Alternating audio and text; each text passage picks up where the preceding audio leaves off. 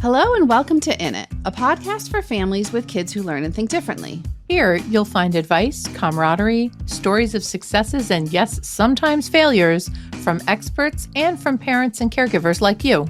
I'm Gretchen Vierstra, a former classroom teacher and an editor here at understood.org.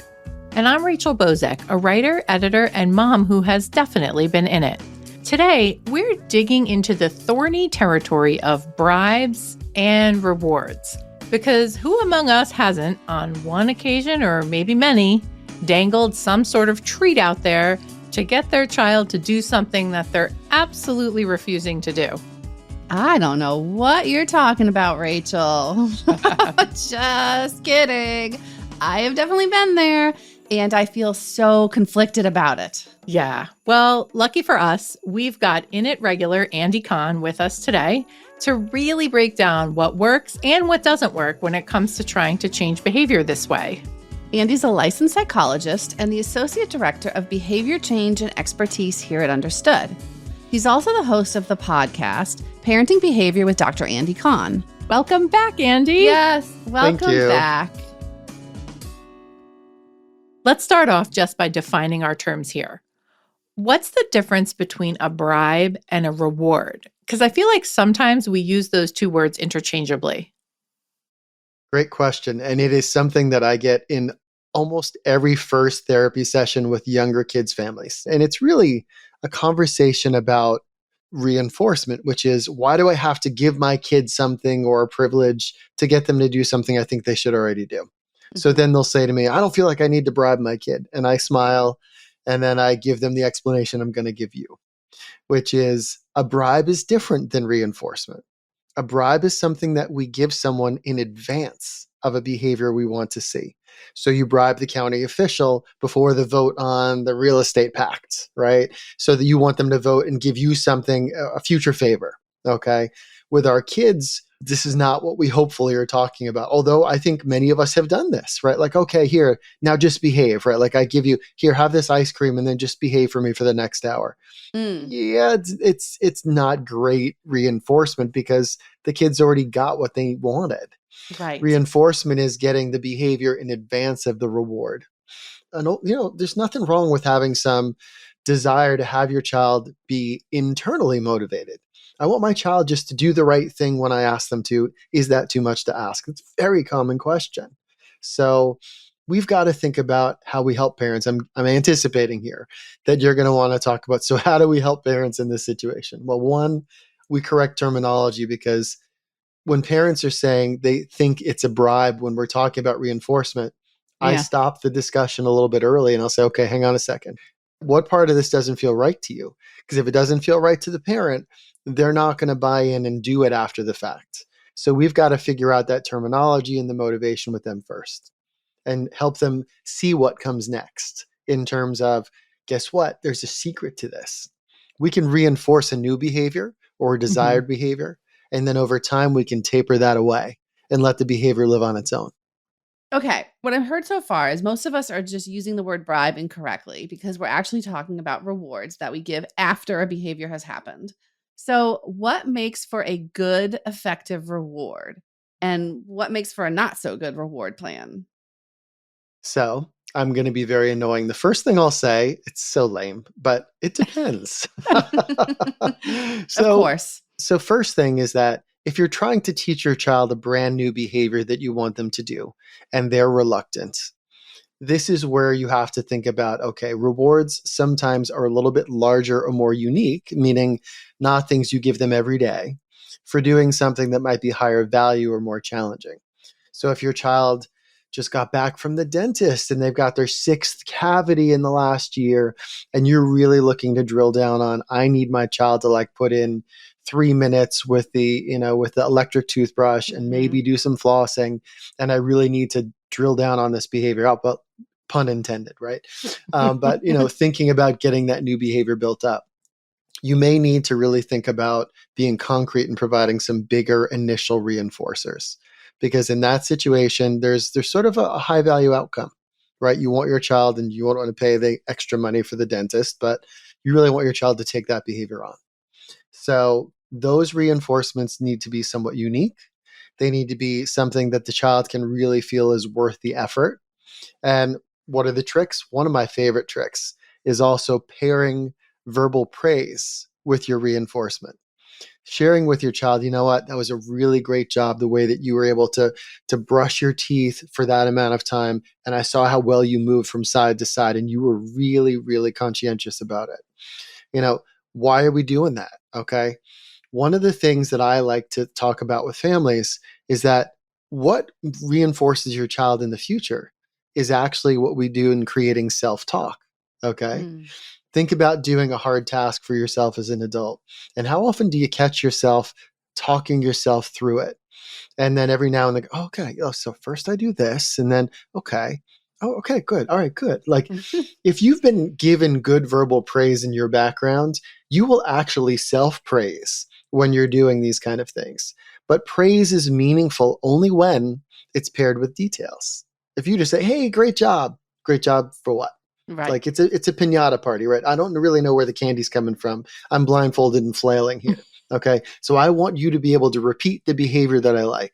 So I tell you, great job. I like it. I tell you exactly what I liked. And you want to add the secret cherry on top ingredient. And then you say, wow, you must feel really good about yourself for what you just did. That was awesome. We're Mm. reminding them to check in with how they feel. And we just told them, sort of in a parent roundabout way, don't you feel good? Didn't that feel good? Because I helped you feel good. Dopamine fires, a little increased serotonin. Then you pair it with something you say. And over time, some of those messages actually start to become internalized.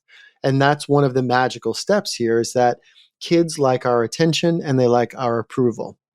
So those can be things that we can give that aren't going to break the bank, force you to go to GameStop, cost you an extra 30 minutes of screen time, any of those things.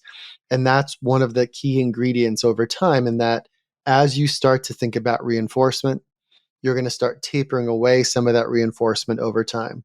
So if you gave them, hey, you got 20 minutes of screen time for doing this, you start to put the screen time rewards somewhere else. Okay, cool. You did that today.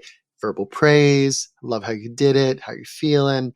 And then they earn like 10 minutes of time. Start to pull your emphasis away from the activity. And then you observe. Does the Mhm. behavior continue the way it was going before? If it does, you know that your reinforcement tapering is working.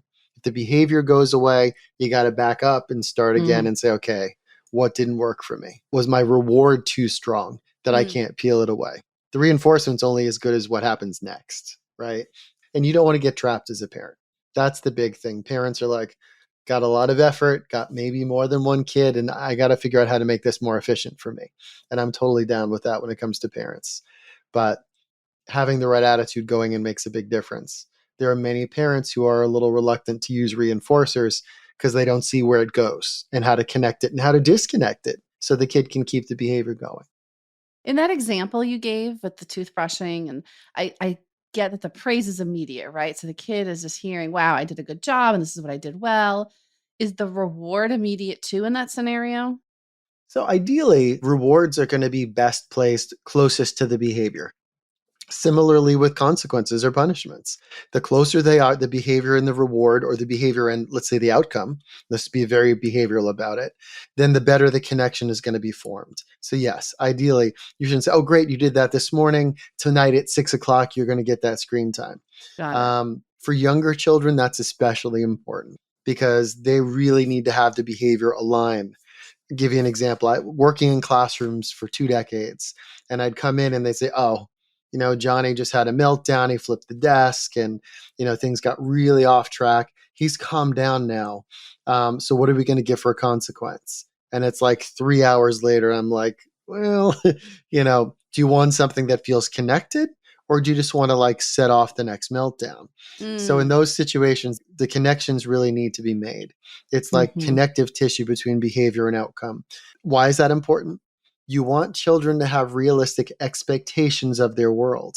If I do A, then B happens. And I think that is what allows them to create logic.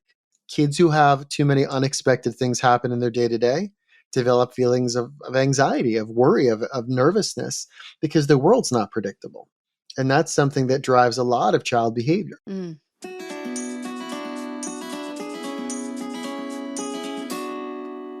Before I ask my next question, I want to just kind of acknowledge something that I think comes up a lot is the idea of, and I'm not a fan of this word, but spoiling the kid, right? Like that if they're getting a reward for something that, we expect to happen or that should just be happening, it's like, oh, you're going to spoil them. Can you just talk about that a little bit? Yeah, it's another terminology game, which is like when you say spoiling, I would ask, so what is it that we're spoiling, right? Like, Mm-hmm. so Yeah. in one way, we can spoil that behavior's ability to happen in the future by giving too much reward so that when the reward's not present, the behavior's not present. So that Mhm. sort of spoils our attempt to create an independent behavior on your child's part. So I get that. But let's talk about this on a pure impression standpoint, meaning I'm a parent and I'm then in mixed company. Mm-hmm. Family's visiting, friends are visiting, and Yeah. I've got to cue my child to do it. And then the reward is coming. And then I have someone who's philosophically different than me or doesn't know my method. And they go, oh, well, you're spoiling that kid. That's exactly what I Right. was talking about. I never Yes. had, when I was a kid, my mom said, do it. And I said, how fast and how well. Right. And like, Exactly. oh, yeah. So here's the parent advice there. If you've got a method and you're doing it in mixed company, that you're going to have to stick to your method. Like, I'll give you an example. Sometimes when my parents would come and visit when my daughter was very young, and we'd be doing like the drive back from the airport because they live far away, I'd pre-teach them. Hey, folks, just so you're aware, like I'm teaching my daughter a couple of things, and I would just almost like make fun of myself in a sense because I knew they didn't really get my methods. And I'd say, Mm. listen, I'm doing some psychologist stuff. Okay, I'm going to do some rewards. I'm going to use some specific language. And if you feel like it's, oh gosh, this is like too touchy feely, do me a favor and just like give me space or give me a little bit of leeway Yeah. because I'm trying something. And in that situation, the pre-teach can sometimes buy you a little bit of grace. In the events where you can't, sometimes you're just going to have to tolerate that stuff. Yeah. But I Mhm. think, Rachel, your point was an important one. Sometimes parenting can feel embarrassing. 100%. So what if your child kind of gets obsessed with the idea of getting the reward? Like that's not a great outcome either. It's so tough because, it's a delicate balance. If you notice that your child, basically you're seeing a new behavior, right? Like your child is obsessed with the reward, then it really becomes important that you try to create another place to give them access to whatever that is and make it attached to something different. Because right now, what you're seeing is that getting stuck behavior Mm-hmm. in kids and just saying to them, you know what I'm trying to do isn't helping you and you're getting stuck. And validate your child. Like must be really frustrating Yeah. because you can't Mhm. stop focusing on this thing. So make the discussion of like that reward, attach it somewhere else, make it a bigger goal. Just do something to take it away from reinforcing that one activity and then try something different. That makes sense. All great advice. So that's why we want to even get into more great advice by getting into the nitty gritty here. All right. So let's talk about food rewards. A friend of the show tells us that she got her child potty trained with the help of M&Ms. What's your take on that? So it's so funny you bring this up. So again, my background is I was working in schools for many, many years. And for example, I worked with kids across the functional spectrum. I had a number of kids early in my career who were nonverbal, who might have been very, very aggressive with their behavior, and their communication wasn't terribly strong. And we had a huge debate around our schools about using edibles to get a child to reinforce because we weren't having a lot of other success in situations like potty training. It's a great example because most kids who are seeing the relief and benefit of potty training and are still getting some edible rewards aren't usually going to completely backslide when they realize this is better than what I was doing before. Mm-hmm. So I don't Yeah. have an issue with a short-term use of an edible reinforcer. When you start getting into more day-to-day activities that not as big developmental tasks, I tend to stay away from them because Americans have a very complex relationship with food. And remember, food can help fire and trigger dopamine, and our neurotransmitters respond to certain kinds of things. And we want to be careful about that. Potty training, I don't have an issue. Makes total sense, real easy to keep it on hand. And once that behavior is developed, very, very unlikely the child's going to abandon their successful potty training because they're not getting M&Ms. I don't tend to use them in other situations. Like I'm not a huge fan of using like dessert as a reward because like if I'm feeding my child a healthy array of foods, I want them to be able to eat all of the foods that I'm offering to my family as part of our diet at home. So it's really more about choice and giving them good access to food. So I get a little bit leery of that. In that one example, no, I don't have an issue with that. I think that makes sense, but I tend not to use edible reinforcements otherwise. Oh my God, you're killing me with the edible though, Andy. All I think about is non-candy things that people use that term for other stuff. Oh gosh, yeah, I know. I need to come up with a new terminology for there. Yeah.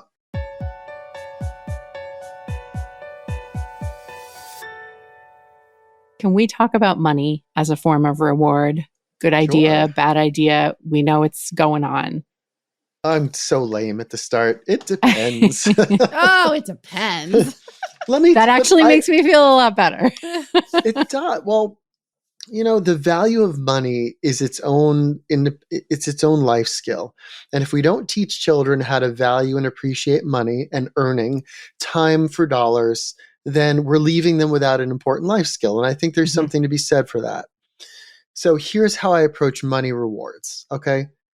As a family, there are core activities of daily living that families do that you will decide with your own family unit. Here are the core activities we all do that contribute to keeping our house clean and to keeping our space safe and to keeping our space, presentable for if we have someone come over, that we can all share the load of this as a family.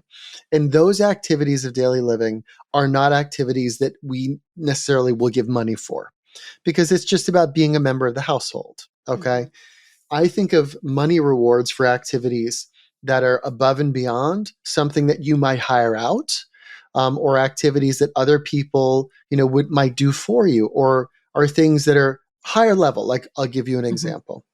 In my household, one of the things, if my daughter helps groom the dogs, for example, so doing an in-depth brushing out and washing the dogs is something that I would have brought them to, some place to have done. Right. But I could put money away for my daughter for that. And then I have a secondary lesson.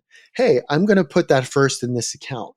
And let's think about the things you can get with that and see if we can delay gratification or talk about planning for a purchase, saving. And, oh, wow, we have a high interest savings account. We're going to put a little money into that because you're not using it today.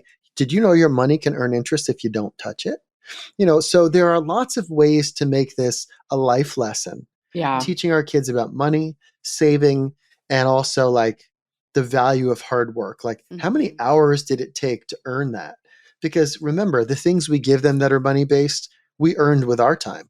Yeah. So we would like to teach them similar lessons. Yeah. It's a really interesting point, like that sort of division or difference between a reward and like getting an allowance. Oh, exactly. And the criteria for each one. Yeah. Correct. And I think that, an allowance is another like family philosophy thing. Like if an allowance was unconditional and you could not help with the family responsibilities in any way, shape, or form, to me, that feels like a setup for the parents, because it allows the child to continue to get and do all the things they want without earning it. And if you were to then say, you haven't earned this, well, it's my allowance. Well, if I go to work and just don't do anything and watch YouTube all day, they're eventually going to stop paying me. Right. And I think that, there's a quid pro quo here. I have expectations. When you meet your expectations, I will give you the expected from me to you, which might be this allowance. The other way to navigate that is if you're going to not make the allowance contingent, there's another trick, which is providing opportunity to spend the money. So, sure, you're accumulating that money, but until you're back on track, you're not allowed to spend that money. It's just going to sit in an account. Yeah, I have a follow-up to this because I've gotten from my kids so-and-so gets paid for their A's. Why are you not paying me for my good grades? What are your thoughts on this, Andy? comparison is the thief of joy. I think the idea that, this is the same as why we're all miserable when we go on social media, because comparing ourselves to other families and situations isn't really fair. So if a family has another approach, cool to see that, but that's not how we're operating here. And Mm. I that's just one of those areas where I pull sort of a tough love moment, which is, you know what? There are a lot of things these other parents do that I would never do. And when you leave my home, I want you to be the most prepared for being independent and responsible as you can be. And my methods are different than that. So cool for them, but not really something I can help you with. Yep. Okay, I've said all that, so I'm gonna give myself a pat on the back. So we're gonna take it back to the younger years. So we went from like cash for A's, which Right. feels very kind of like middle school, high school. Oh, that's not And kindergarten in your world? I No, I'm only mean, kidding. but I think there's a kindergartner, maybe elementary and even preschool version of this, which is behavior charts, right? So can you talk to us about what you think of behavior charts, and we can even maybe define them for the audience, for anyone who hasn't had the pleasure of running into a class where they're in use. Sure. So here's the honest truth about this. I'll start with my own background. As a kid, my sister and I were having some challenges behaving when we were young. And we went to a lovely psychologist who sent us home with a pretty large behavior chart. And we proceeded to destroy that chart by competing and yelling and screaming over who was getting what for what. And we basically took away all aspects of the effectiveness of that plan, because it has to be done in the right spirit. And kids have to have a strong understanding of why it is they're doing certain behaviors for certain things. I'll tell you where I've used a behavior chart that I found very helpful. I was working in a classroom environment for kids who were having severe challenges and navigating safe behaviors. And we had a large expectations chart on the wall that was a token reward chart. So if we saw a positive behavior coming up, we would note it, we would mark it on the board, and we would give them a token in a jar for them. We would not penalize them for the absence of the behavior, only reward them for the presence of it. Because the goal is, remember, what am I trying to do? Yeah. When I give you a token or a reward, what do I want to see? More of that behavior. But if it becomes a to-do list where all you can do is not complete it, then what we're doing is we're punishing. Mm. Yeah. And actually, the thing I was thinking of was kind of from the opposite entry point, which is, I remember seeing behavior charts in like daycare and very early elementary school years, that where you started at the top, like the green light or the apple on the tree, and your only option was to fail. Like, it's go down, basically yeah. like whatever happens throughout the day, you either stay where you are or you're going down to like the red light, or your apple's falling on the ground. And for a kid who, maybe has trouble managing themselves throughout the day, that is just like, I feel like setting them up for failure. And I just saw so many kids so discouraged by that so young. And we recently had a guest on who does a lot of work with kids who have ADHD. And he said that these charts can sometimes give kids the feeling like they're failing all the time when they're not able to meet the expectations of the chart, or like stay at the top, or whatever that, goal is. Yeah, I think anytime you're using a strategy to try to increase theoretically a behavior, you have to ask yourself, like, what's my motivation here? Mm-hmm. The idea about a behavior chart that can be really tricky is that, for my purpose, I want kids to feel as good as they can about what they're doing well. I want them to feel seen and heard when they do well. And here's the magic of magics, okay? The most reinforcing thing you give a child is your attention. So if you're giving them attention for their misbehavior and moving them down a chart or marking them off, you're actually saying to them, your misbehavior is more valuable than your positive behavior. Right. And in that situation, ask yourself, what is my intention? Do I intend to pay more attention to bad behavior? Or do I intend to build up and reward and notice all the good things? And what you see is, when you praise what you see around you that you like, people in the vicinity see that, and they often mimic the positive behavior. you get more positive when you give positive. So that's, if you're giving a lot of negative with a chart or the behavior program, you're probably going to see a lot more dissatisfaction and have more trouble managing it. I love you get more positive when you give more positive. Yeah, for sure. And I think that partially answers this next question I have, which is putting aside bribes and rewards, what are some of your favorite ways to help kids change behaviors when things aren't working out for them? You know, the trick to this is, obviously I'm modifying the whole idea about like the catching your kid being good kind of thing. Mhm. So part of it is when your child's not feeling great about how things are going, you do need to remind them about what's going well. So noticing some of the things they're doing well. Don't be over the top. Don't be like, oh my gosh, it was so great that you tied your shoes. It's like, yeah, Right. kids are going to see through that really quickly. But if you were like, I really appreciated that you got your stuff together and got your backpack ready to go this morning. It really helps me a lot get out the door in the morning. Kids who are feeling that flavor of positive are much more likely to follow along in that thread. I think the other part of this is to keep in mind that oftentimes kids don't do what we need them to do because they're not sure how, or they're not Mhm. confident that what they're going to do is going to be correct. And so sometimes if your child is just not following through on a task, isn't doing what you're asking them to do, instead of trying to reinforce and consequence them, take a moment and reteach the skill, model the skill, do the skill together, and ask them, in the process, did you already know how to do it this way, or was this helpful to remind you? A lot of the Right. kids will roll their eyes, yeah, I guess. Like we want to do it the right way. And if we're not doing it well or we're not confident, one of the most natural behaviors is to avoid and escape from it, or to just freeze and do nothing. So I think sometimes the assumption is if kids know how to do the thing we want them to, they're more likely to do it. Mm. And Hmm. if we assume from a positive perspective, my kid's not sure, maybe I should show them again, praise them along the way and see what happens. I think those sort of kind, empathic ways of approaching your child goes a lot further than when you're frustrated and notice it's just not happening fast enough.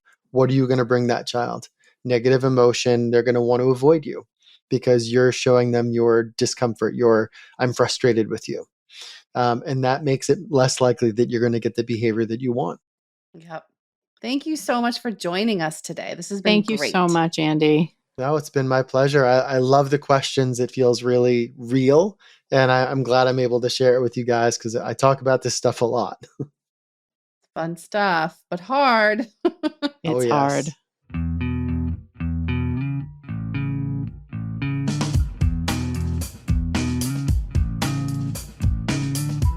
Thanks so much for listening today. If you have any thoughts about the episode, we'd love to hear from you. You can email us at init@understood.org. And check out the show notes for this episode, where we have more resources and links to anything we mentioned. This show is brought to you by understood.org. Understood is a nonprofit organization dedicated to empowering people with learning and thinking differences, like ADHD and dyslexia. If you'd like to help us continue this work, donate at understood.org/give. In It is produced and edited by Julie Subrin, with additional production support from Cody Nelson and Ash Beecher. Justin D. Wright mixes the show, and Mike Errico wrote our theme music. Brianna Berry is our production director. Neil Drumming is our editorial director. From understood.org, our executive directors are Laura Key, Scott Cochier, and Seth Melnick. Thanks for listening. And thanks for always being in it with us.